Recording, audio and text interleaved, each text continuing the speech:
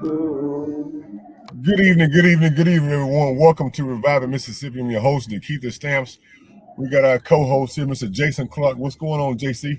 Man, good being in the place, man. I know it's raining out there, but we here though. Oh yeah, yeah. Yes, We sir. we here making it work, man. Yes, sir. Always, always. Yep, we're making it work. I want to start this show off like we start every show off, thanking those folks who are, or remembering the folks who are going through bereavement.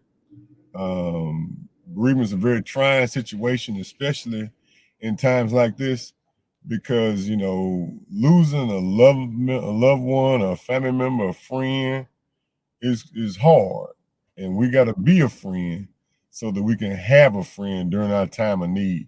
So continue to reach out to him. I got a call yesterday that Pastor Burst out there, Holy Ghost Missionary Baptist Church, went on to be with the Lord, and we want to say, our condolences to his family and all the families who are going through bereavement. Ms. Denise Terry, her brother passed away tragically Yeah. as well, and many more. I want to just start naming names because I get in trouble, but just all the folks who are going through bereavement.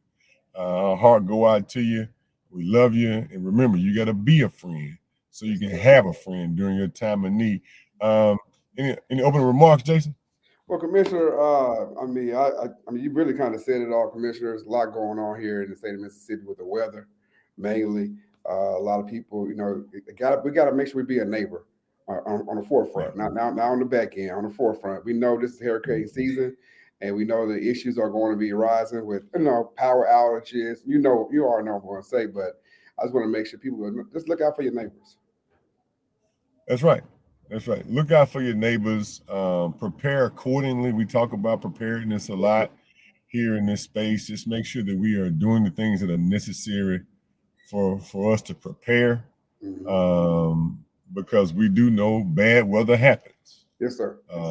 In our business, we have to work with nature. We don't control nature, Mhm. but we have to make sure that we work with nature so we can all be prosperous. Our underwriters for today's show, Mr. Michael Jordan, the Michael Jordan Transportation Service. You can go to www.mjstransportation1.com for your transportation needs. They provide quality transportation service all over the state of Mississippi, always looking for good people to continue to grow what they do and help them do what they do better. Again, you can go to www.mjstransportation1.com for your transportation needs. And also underwriting today's show is Stamp Super Burgers. You can go if you want some good food versus fast food. Go on over to Stamp Super Burger and get you some good food. I like the lemon pepper fries. Jason liked the sweet potato fries. I like that big old fat burger. Jason like that garden burger, that veggie burger. So whatever one you want, whether you want a whole cow between two pieces of bread or a whole garden between two pieces of bread, they got some good food over there. Yes. Anytime you don't want any fast food, you want good food, go on over there and check them out. They ain't not gonna give you a discount because I sent you. They don't give me a discount because they in business for real. Yes, They indeed. offer great service, and we appreciate it. Yes, sir. We've had an eventful week. We had an eventful week. We got things going on all over. Just last week, we were at the Rural Water Association meeting, and it was a good time to really look at the future of rural water. Again, we don't regulate hands-on we don't operate hands-on the rural water associations, but we do partner with them and work with them to do things at the level that the law allows us to do. Just like Commissioner. the other, even the other utility companies that we regulate Yes, more sir. aggressively, like the investor-owned ones like Entergy and Atmos. Again, we don't operate the companies, but Hmm. we regulate them to a degree that the law allows us to do so. Before we dive into it, Jason, you any comments you want to make? Well, what I'm saying, I had my opportunity, my first time visit, having a chance to go down to the Mississippi Rural Water Association. Uh, Mhm. some key things I want to bring out that Mississippians probably don't even know. Rural Water Associations covers about 1.5 million Mississippians every Mhm. day. So for me, it's all about making sure the infrastructure of our water system, which is key to life, you know, is where it's supposed to be at. And I'm talking about maintenance. I'm talking about quality, you know, all those other things that we probably take for granted. You know, these guys are doing every day. And so municipalities, private sector, nonprofit sector, all that good stuff. We need to make sure we engage and involve and understand what's going on, you know, because if you got poor infrastructure, then I know things are going to be changing. You see what I'm saying? I mean, and I don't know if you want to speak to that, but I'm just saying that those are some things that was highlighted during that 3-day conference. And one thing that most folks have to really understand, those who know, but each payer or member of a rural water association has a vote on the governance of that association. Mm. If you're a rural water station, I know we have a lot of people calling about Reed Town and rural Hines County and Piney Woods and several of the other rural water associations, but they have meetings which the members vote for the leadership of the association. The members make decisions collectively. It's an association like any other association. So when it comes to your association, the law is pretty limited in our capacity to make them do something. But your ability as a rural water association member and neighborhood play a role in making the decisions of your association. Well, Commissioner, one of the things I'm just bringing it a little bit more to the light. You're talking about associations. For those everybody who's listening right now, you know, sometimes, you know, certain associational membership is not at the capacity where it needs to be at, right? And so one thing you always speak about is how if you have a neighboring association, just say it like that, or municipality, in order for you to scale up, to make sure you can take care of those maintenance, those long-term things that are coming on. Can you speak to that a little bit, please? Well, all right, great. So what Mr. Clark's referring to is we have a lot of associations across the state, and many people have issues with the quality of service. So first and foremost, as a member of your rural water association, you have a board that you elect. Whether you vote or don't vote in the election, you're electing your board every time that there's an election for your rural water association. And then also that leadership is selecting who maintains and operates your system. So first and foremost, as a paying member of a rural water association, you have the ability to elect, and then that board has the ability to select who is maintaining and operating your system that brings you water. So first and foremost, that's your first go-to stop to get things done in your rural water association, first and foremost. Secondly, I get a lot of calls, and our office gets a myriad of different calls about the quality of service.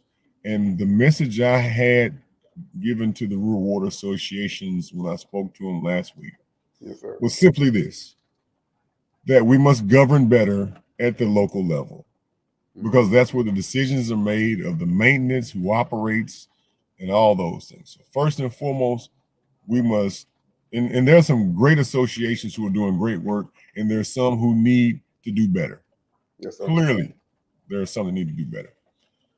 If you are stagnant in the amount of people who pay into your system, that means you need to grow.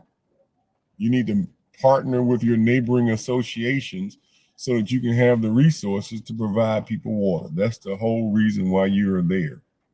And if you don't govern better, and then you don't grow, then you leave yourself susceptible to not being able to take care of your needs. Now, previous commissions have put rural water associations in a bit of a conundrum, because there's been some history of some denials of rate increases. Well, I expressed this to them as well.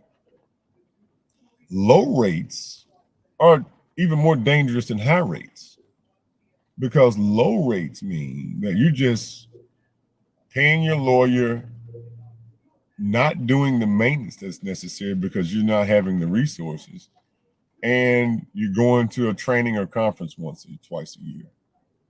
And that hurts you because you don't have the resources to provide the maintenance that's necessary. And over time, you build a mountain of deferred maintenance. I have an association right now that has 150 members, and it's going to cost them roughly $2 million in order to get their system up to speed. Now, that's a bad situation because you have decades of deferred maintenance that has basically crippled their system, and they have creditors out the wazoo, all because they've either been denied a rate increase, and in many cases have not sought to achieve a rate increase to pay their bills effectively.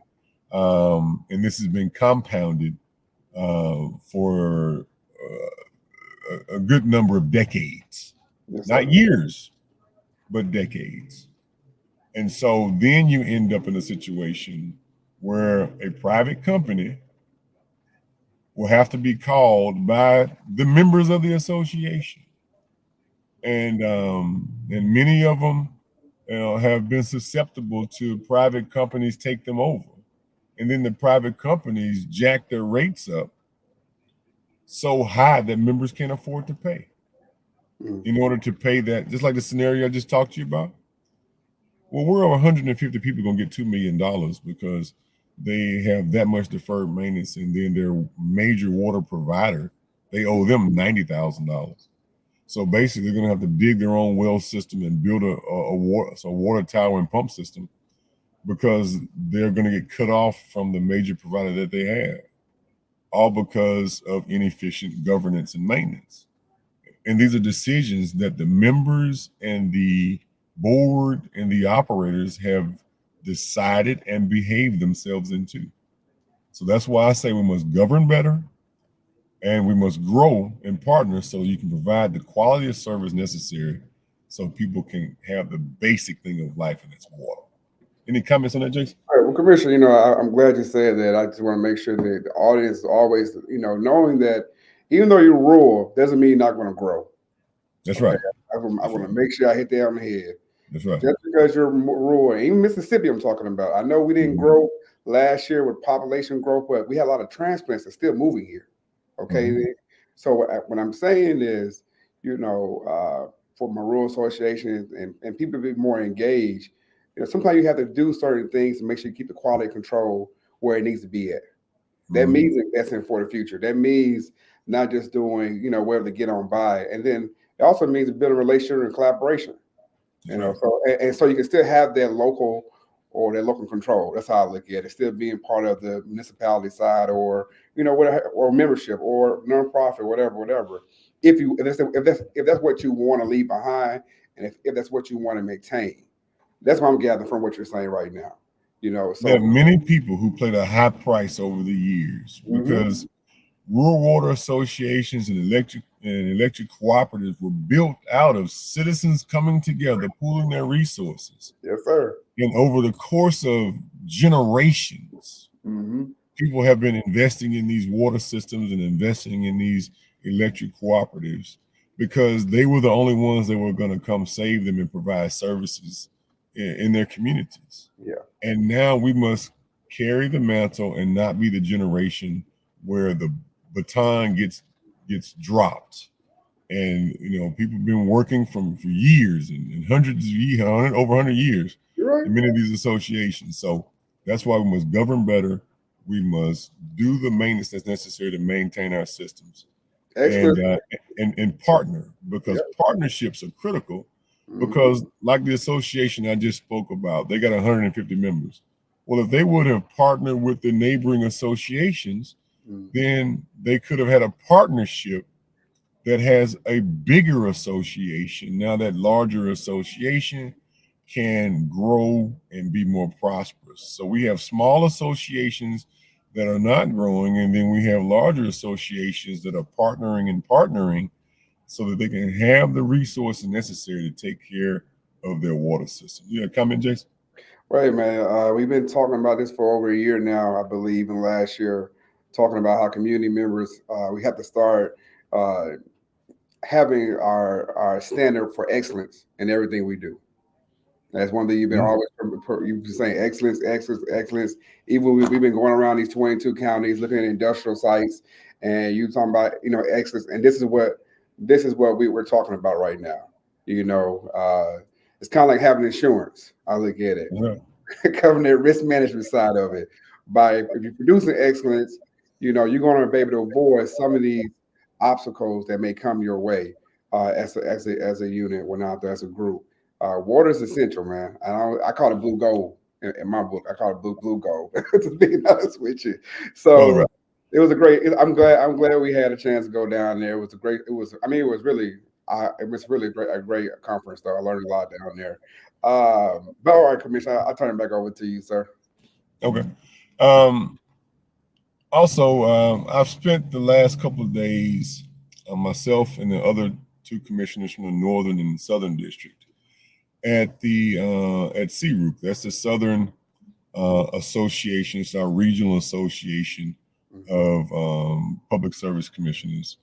And Commissioner Chris Brown, the Northern District Commissioner of Mississippi, was elected to be the first vice president, and then in 2 years he'll become the president of the Southeast Region organization. So that's a great thing for Mississippi. We'll be hosting the conference in Biloxi in 2 years. So look forward to that. Congratulations to Commissioner Brown. He's going to do a great job managing those 11 states. So from Texas all the way over to North and South Carolina and Florida. Basically, we're the SEC of utilities. And in 2 years, Mississippi will be in the leadership. It rotates every 11 years through all the different states, and in 2 years, Mississippi will move into leadership of that organization. But that organization is key because that's how we build regional consensus, especially when it comes to the major decisions that we make, whether it be dealing with an Entergy or an Atlas, who also has a similar footprint, or Mississippi Power. Those are the major companies that we regulate. And in order to regulate them effectively, we have to know what's going on in Texas, what's going on in Louisiana, what's going on in Georgia, and so forth, because they know. And if we're not communicating, then they could be saying one thing in Florida, one thing in Georgia, one thing, they can do that and play the ends against the middle. But the CRUC organization is designed to make sure we're on one accord, and then we can build regional consensus. The goals that we have for the future of the Public Service Commission in Mississippi are tied to having regional support. Regional support is for things like we want to pursue more nuclear. We want to pursue more natural gas expansion and rural broadband and those things. Well, that takes coming together using our political abilities amongst both parties, Democrat or Republican or independent, and partnering with your states next to you so they can get with their senators and representatives. And now our interests can be pulled together. And now it's not Mississippi fighting just for Mississippi. There you go. It's the Southeast region fighting for the betterment of America and looking at the global impact that our decisions that we make right here in Mississippi affect our greater world. So we're looking forward to continuing to work hard in that organization to make sure we safeguard Mississippians and do the things necessary for Mississippi to grow. Well, that's I believe that's your first go around at that conference, right? Well, that conference, but I've worked with those members of across the region over the years. I've known several of them for several years, especially the commissioners that are in Louisiana and Alabama, our neighbors, as I work on the Public Utilities Committee in the House. We've had to work together over years. So And I met a lot of good folks over there. Well, I was going to say that because I already knew that, but I was saying you're kind of unique for that position right now because you have all those core relations even from the local municipality. Yeah. They have municipality league across the whole country, so you kind of understand the structure. I'm saying the framework, so you're kind of more effective. I want to say that when you go to those things, you can take a lot from things and find ways to implement it. Let me see. I think we may have a call for you, Commissioner. Okay.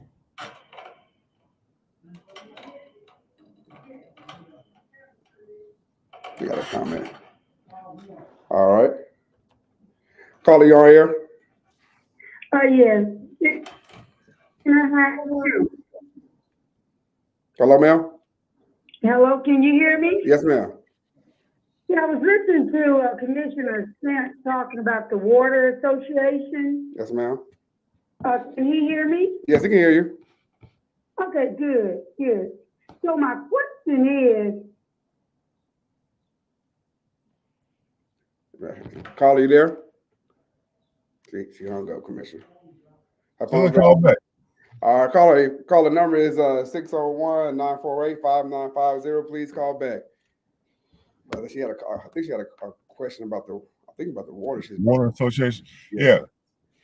Again, I'm disappointed in the work product of especially several of these water associations. I don't want to go too hard on it, but I want to make sure that you understand the point is that governing body and those operators must perform better. And the ones who've been failing know who they are. And it starts at the local level with who's in charge. The state law doesn't give us the ability to just take over a rural water association because it's an association owned by its members. And so the members the group of members have way more power than I do. They do. When it comes to a rural water association. Now, if it's a Entergy or an Atmos, that's a whole different conversation. But when it comes to rural water, the members of the association have way more power than I do in getting that system to perform better. That's what we got state statutes for. If you guys want to see something different, you got to change the state statutes. No, well, you got the governance. You vote for those board members, and those board members pick the operators. Right. And then now, if they have a problem with rates, now we have a conversation about getting them the rate that's necessary to maintain and sustain a good system. And that's the sliver of piece that we have a little bit of a degree of influence over. But I want to make sure that's understood the operations of that system and the decisions of who operates that system is on the members to make those decisions. I know we're winding down on the show. If she calls back, definitely call back, ma'am. I got a number, Commissioner. I was going to give her a follow-up, Commissioner. That's right. Yes, sir. Go ahead. I've been getting a lot of phone calls about solar. Yeah, I was going to ask you a little bit about that while you're on the road, but if you don't mind, could you give me a few? Let me dive into it. Yes, sir. First, we must explain the role of the Public Service Commission. The Public Service Commission is a quasi-judicial body. So I want to explain it to you a little bit. So in government, you have an executive, a judicial, and a legislative branch. Now we're in the executive branch. In an executive branch of governing Mississippi, you have the governor, you have the attorney general, you have the 3 public service commissioners, the ag commissioner, the auditor, secretary of state, and the 3 transportation commissioners. We make up the executive branch of government. But the special role that the Public Service Commission plays is we're a quasi-judicial body. So while we're in the executive branch, we have judicial, quasi-judicial powers. That's why when you come to the meeting and we walk in, they say all rise, because it's a quasi-judicial body. I said that to say that when it comes to solar, these solar companies, and every company really, well, no matter how you produce power, at some point, depending on how much power they produce and what they want to do, may end up coming before the Public Service Commission. So I shouldn't speak specifically about one case, especially before it's been presented and before they've been given a due process, because what you don't want to happen is for your commissioner who represents your interest to be ruled, to be dismissed from the case during the proceedings because I've done something or said something publicly that could be deemed as prejudgmental or making a decision before I've been presented with a case legally. Just like a judge may see a case and he may know some things about a case, but a judge must allow for that defense and prosecution their due process, their rights, their abilities to present their case as the law allows, and then take all the information that's presented and then render a ruling at the end of that process. So I want to make sure we understand that and how our role, and if you want me to govern effectively, and first I want to make sure that's about all cases, not specifically about solar, but that's how all cases work.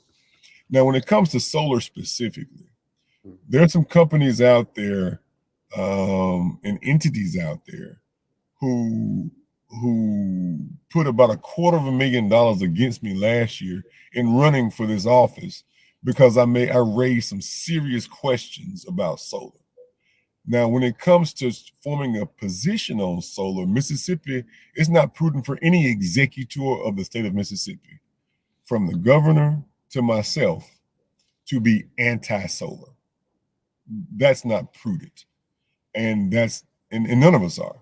From Tate Reeves to myself, all of us are all of the above energy producer supporters. We support every realm of producing power in this state, from nuclear to natural gas to solar to wind. We are all of the above energy supporters. Now, we may favor some forms of production.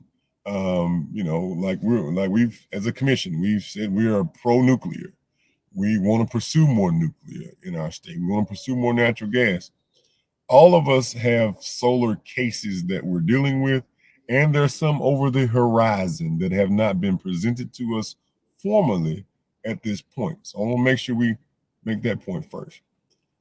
Secondly, and the core reason why these supporters of some of these industries put so much money against myself and another commissioner in the last election cycle, and it was specifically because we asked questions.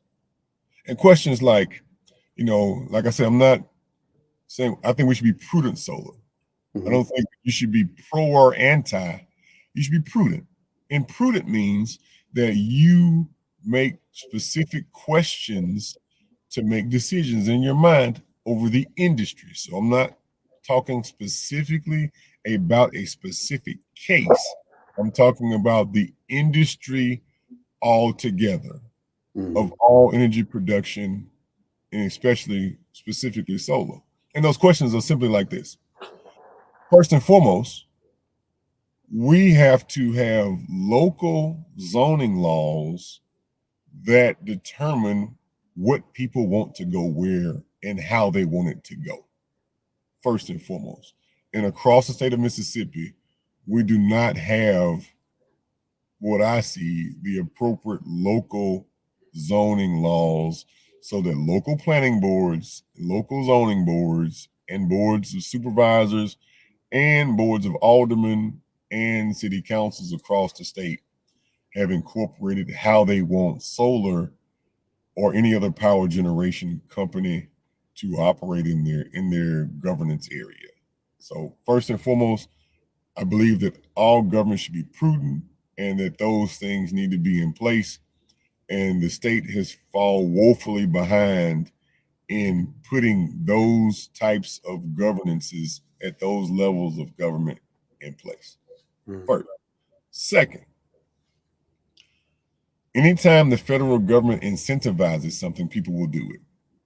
So over the last several years, we have been sounding the alarm that local and state government is not moving fast enough to govern effectively renewable energy production because they're just not moving fast enough. The industry is outpacing the governance, and it's basically created a wild, wild west situation when it comes to renewable energy because there's not enough local guidance of how they want to govern in their zoning laws these different production operations.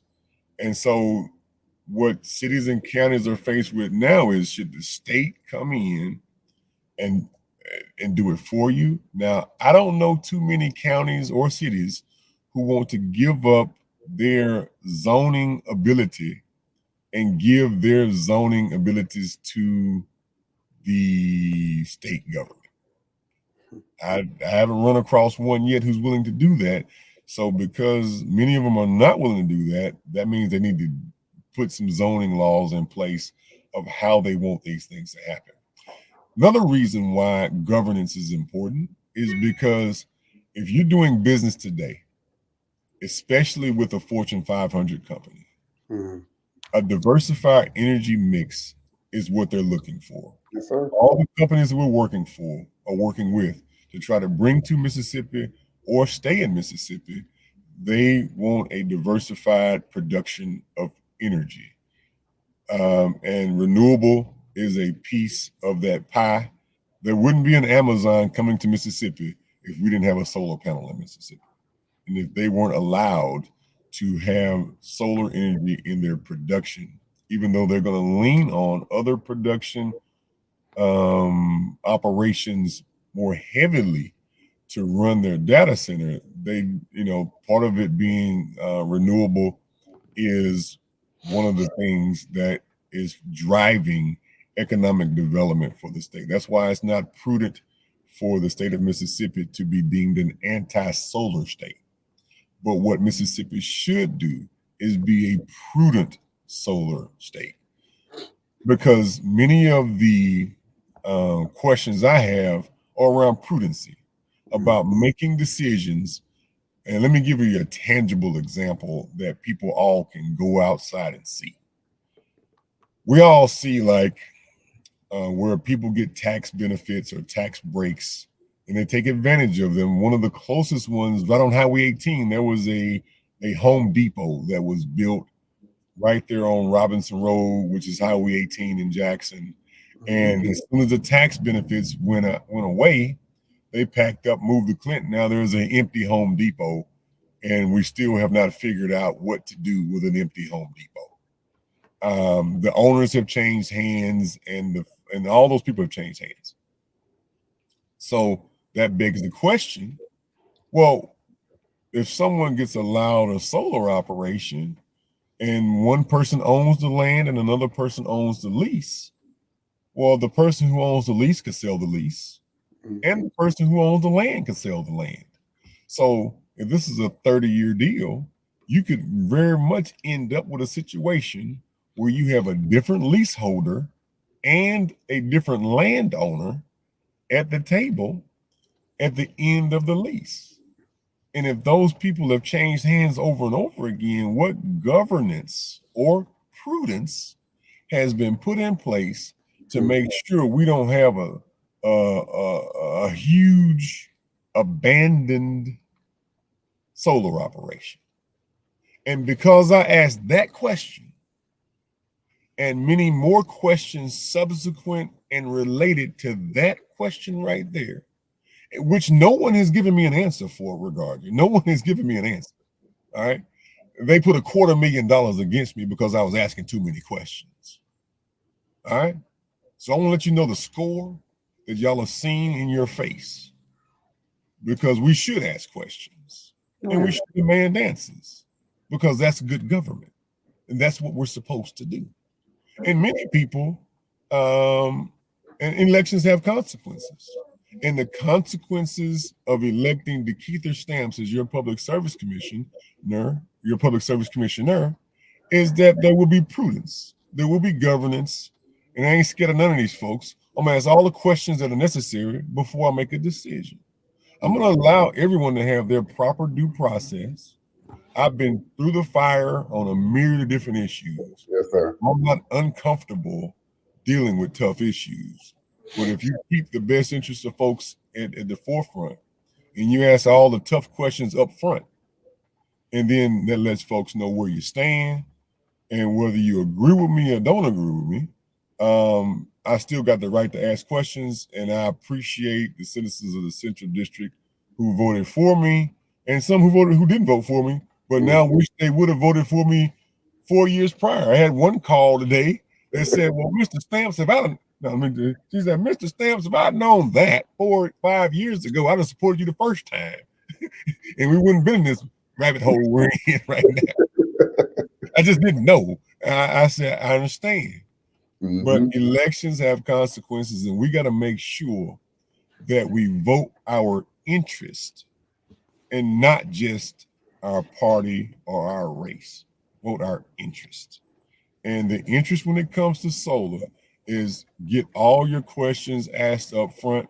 We'll still, we're going to govern this like we govern everything else. Yeah. We're going to ask, and just because I ask questions really doesn't mean I disagree.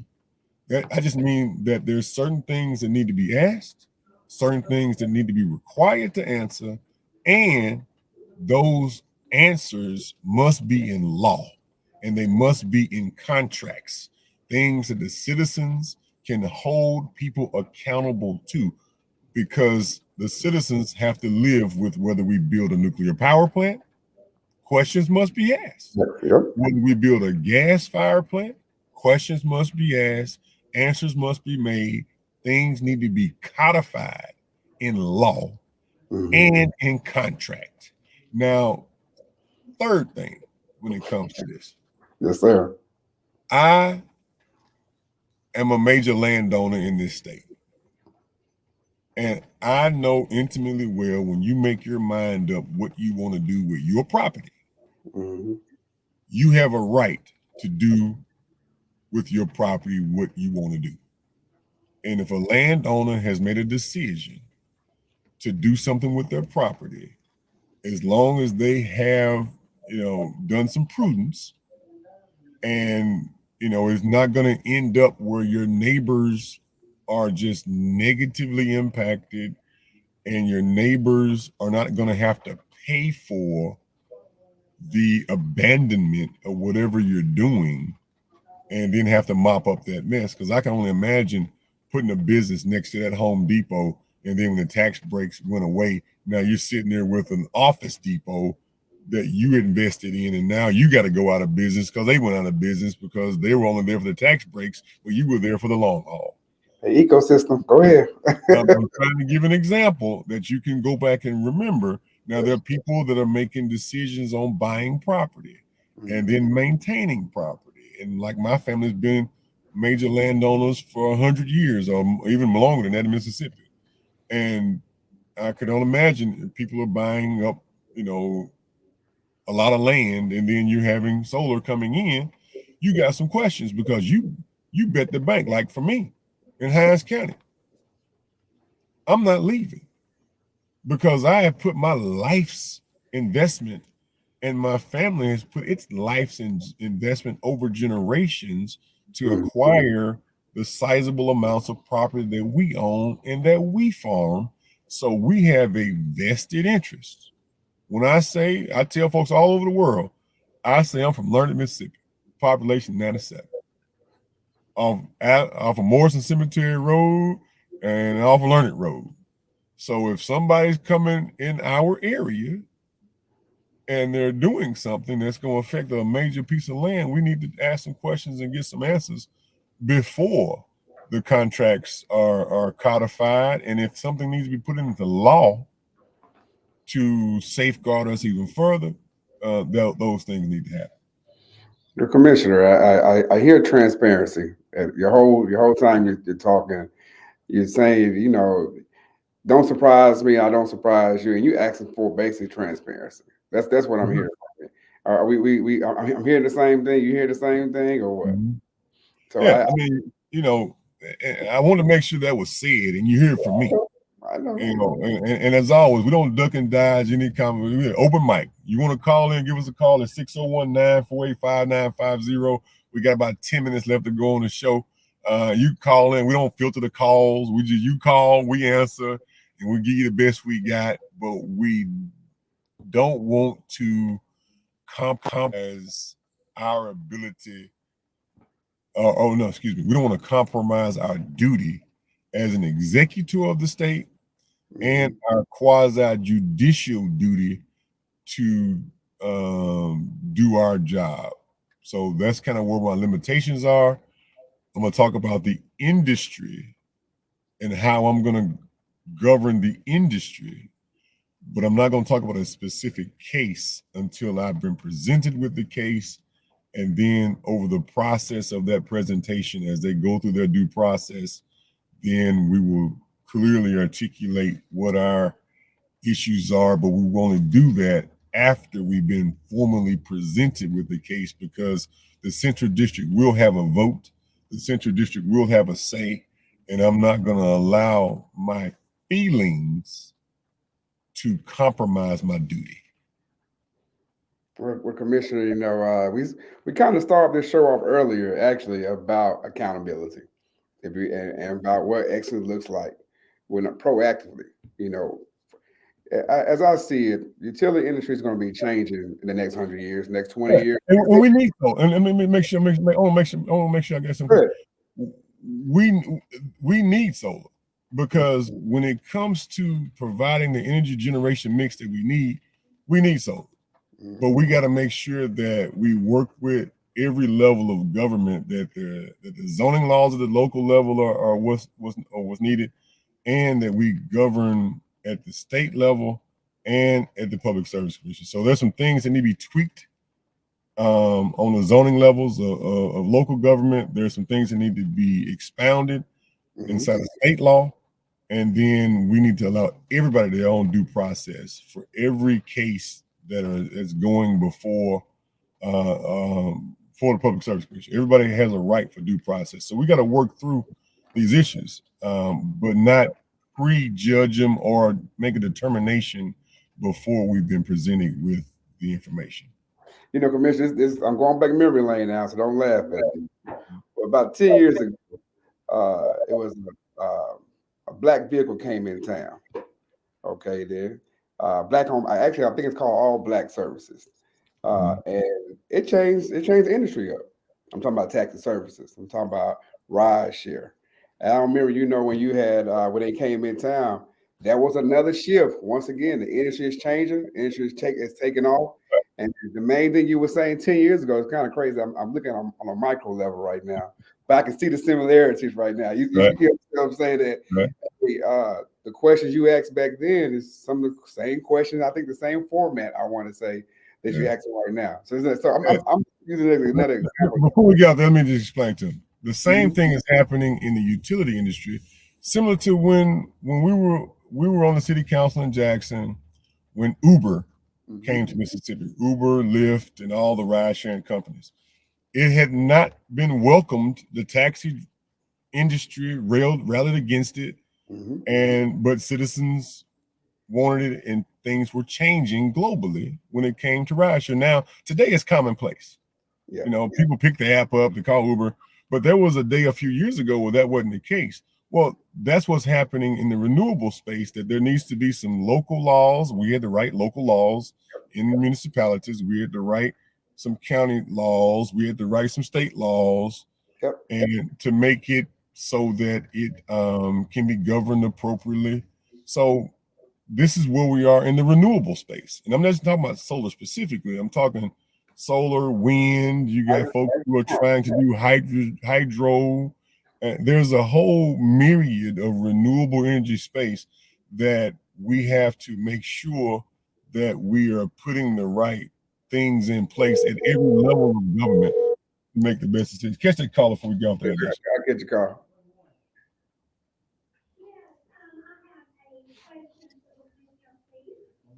Is it, are you on? Yeah, hold on, Commissioner. Hello, caller. You on the air, caller?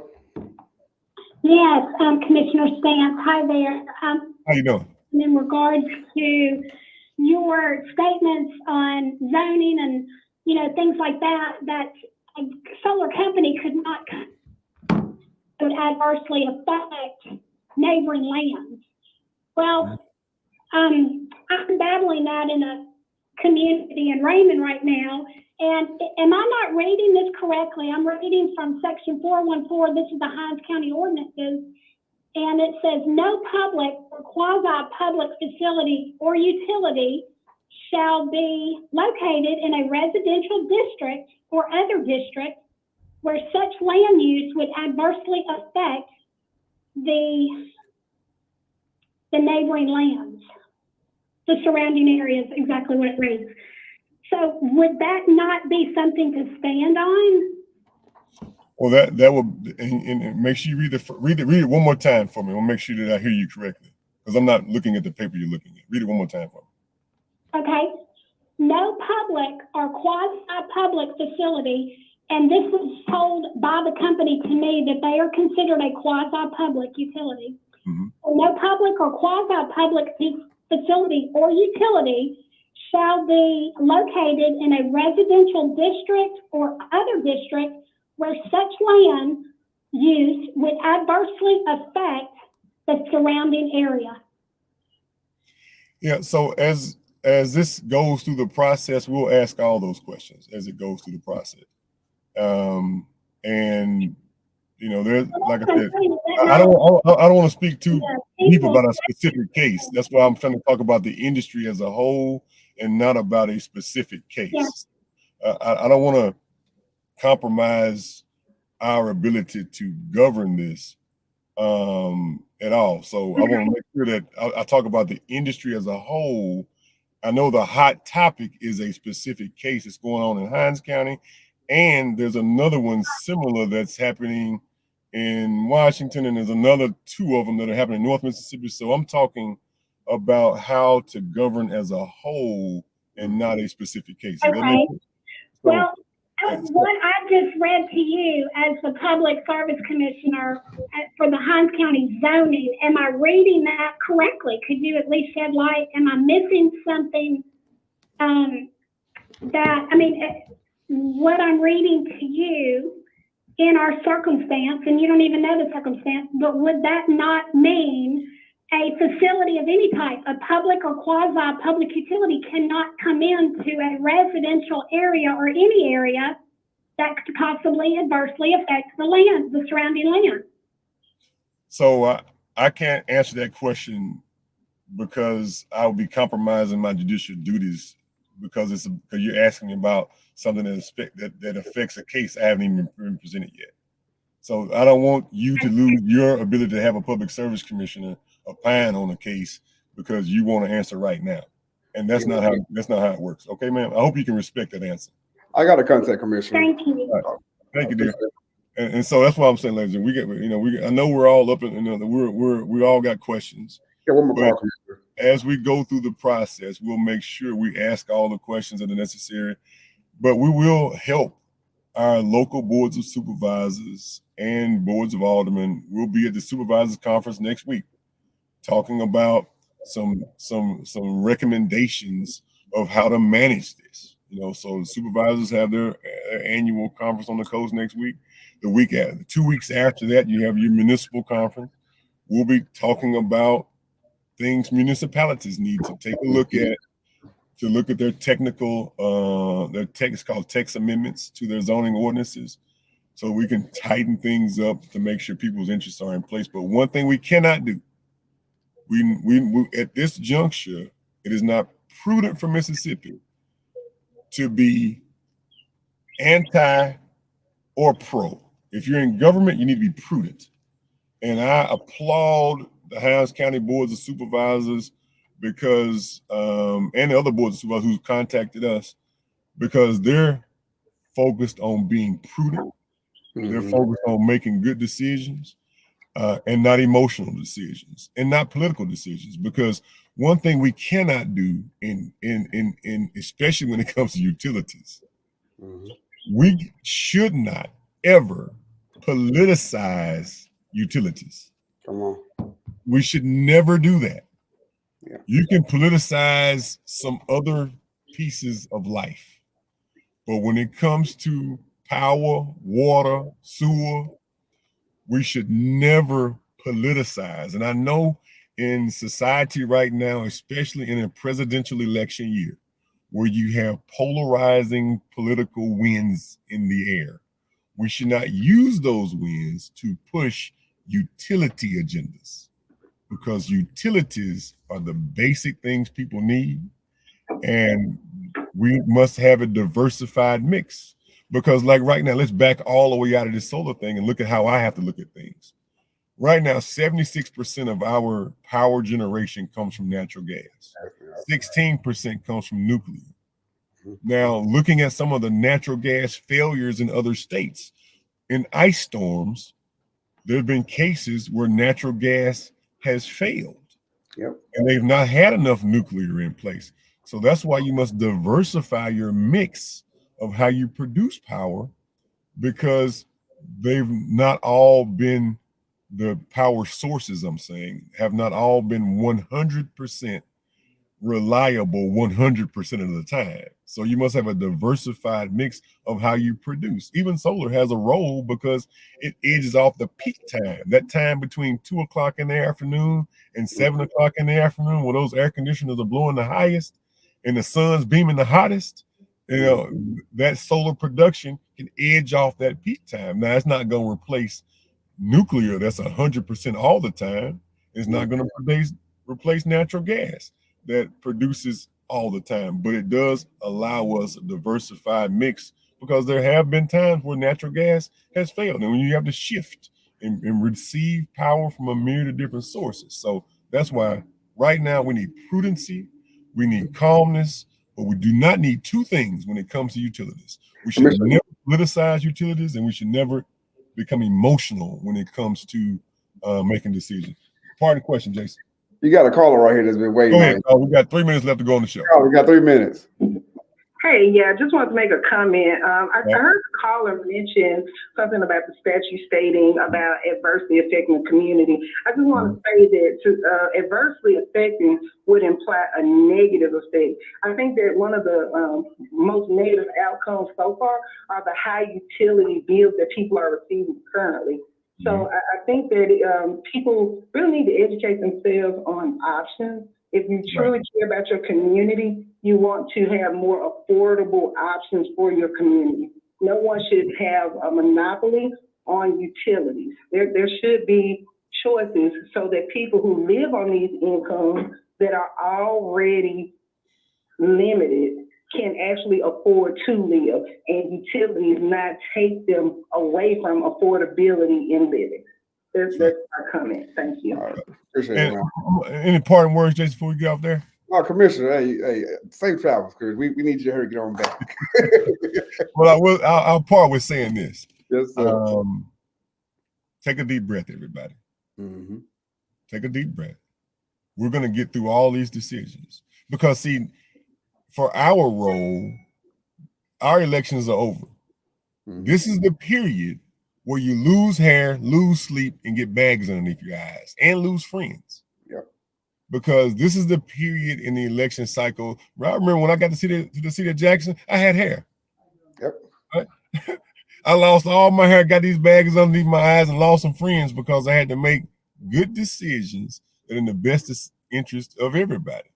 And so this is the time where every level of government is going to knuckle down and make sure we're making good decisions, but we're making them in the right way that are not political and they're not emotional, but they're in the best interest of the folks we serve.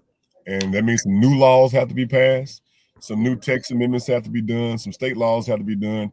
But from my position, I cannot not allow people to go through their due process, and I cannot be prejudgmental, because I don't want for anybody to say that I'm should not be allowed to officiate or participate There you in go. what I'm elected to do, because the number one thing I focus on is my duty.